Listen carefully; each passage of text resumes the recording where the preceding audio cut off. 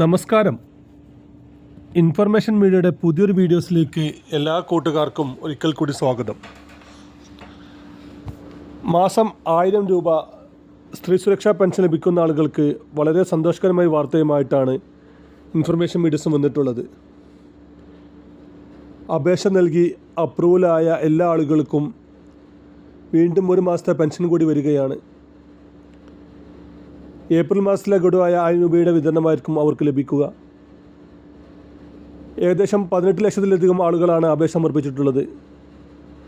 അതിലിപ്പോൾ നിങ്ങളുടെ അപേക്ഷയുടെ സ്ഥിതി എന്തെല്ലാമാണ്, എന്ന് മുതലായിരിക്കും ഈ ഒരു പണം ലഭിക്കുക, ആർക്കെല്ലാമാണ് ലഭിക്കുക എന്നതിനെക്കുറിച്ചുമെല്ലാം വളരെ വിശദമായി നോക്കാം. അതിനു മുന്നോടിയായി ഇൻഫർമേഷൻ മീഡിയയുടെ വീഡിയോസ് നിങ്ങൾ ആദ്യമായിട്ടാണ് കാണുന്നതെങ്കിൽ ചാനൽ സബ്സ്ക്രൈബ് ചെയ്യാൻ മറക്കരുത്.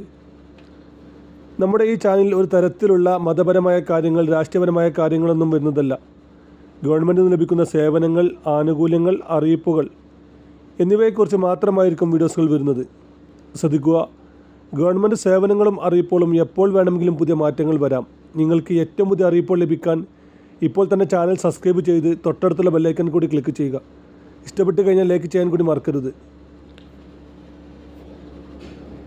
35 വയസ്സ് മുതൽ 60 വയസ്സ് വരെയുള്ള സ്ത്രീകൾക്ക്, നിലവിൽ മഞ്ഞ ചുവപ്പ് റേഷൻ കാർഡുകൾ ഉപയോഗിക്കുന്ന സ്ത്രീകൾക്ക്, സർക്കാരിൽ നിന്ന് മറ്റ് ആനുകൂല്യങ്ങളോ മറ്റു പെൻഷനോ ഇപ്പോൾ ലഭിച്ചുകൊണ്ടിരിക്കാത്ത സ്ത്രീകൾക്കായിരുന്നു സർക്കാർ പ്രഖ്യാപിച്ചത്.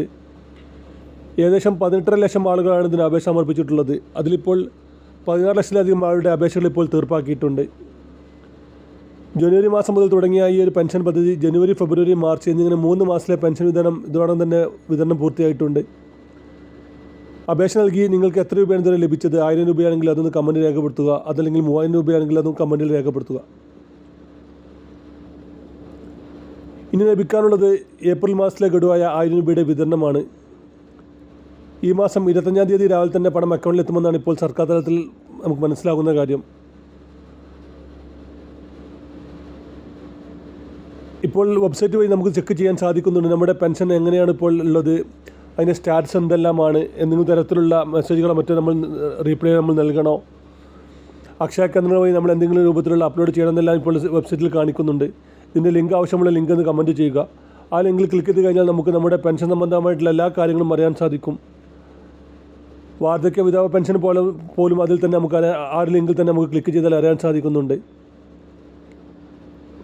എന്നാൽ അപേക്ഷ സമർപ്പിച്ച ഏകദേശം 10% ആളുകളുടെ അപേക്ഷ ഇപ്പോഴും അത് പെൻഡിങ്ങിൽ കിടക്കുകയാണ്. അങ്ങനെയുള്ള ആളുകളുടെ ക്ലിക്ക് ചെയ്യുന്ന സമയത്ത് വിവരങ്ങൾ ലഭ്യമല്ല എന്നവിടെ കാണുന്നുണ്ട്.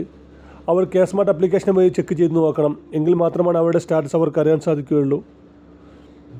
നമ്മൾ കൊടുത്ത രേഖയിൽ എന്തെങ്കിലും തരത്തിലുള്ള പേര് വ്യത്യാസം വന്നത്, അതല്ലെങ്കിൽ നമ്മൾ കൊടുത്ത ബാങ്ക് അക്കൗണ്ടിൽ എന്തെങ്കിലും പ്രശ്നമുള്ളത്, ഇങ്ങനെയുള്ള കാര്യങ്ങളെല്ലാം ഇപ്പോൾ അത് എഡിറ്റ് ചെയ്യാനും സാധിക്കുന്നുണ്ട്. നമ്മൾ അപേക്ഷ കൊടുത്ത് അത് അപ്രൂവൽ ആയിട്ടുണ്ടെങ്കിൽ അത് പഞ്ചായത്തിലോ അതല്ലെങ്കിൽ അപ്രൂവൽ ആവാതെ കിടക്കുകയാണെങ്കിൽ അക്ഷയ കേന്ദ്രങ്ങളിലോ വഴി നമുക്ക് വീണ്ടും അപേക്ഷ തിരുത്തി കൊടുക്കാൻ സാധിക്കുന്നുണ്ട്. വീഡിയോ ഇഷ്ടപ്പെട്ടെന്ന് കരുതുന്നു. ഇതുപോലെ ചെറിയ ചെറിയ ഇൻഫർമേഷൻ വീഡിയോകൾക്ക് ഇപ്പോൾ തന്നെ ചാനൽ സബ്സ്ക്രൈബ് ചെയ്തിട്ട് കൂട്ടുകാർക്ക് ഷെയർ ചെയ്ത് കൊടുക്കുക.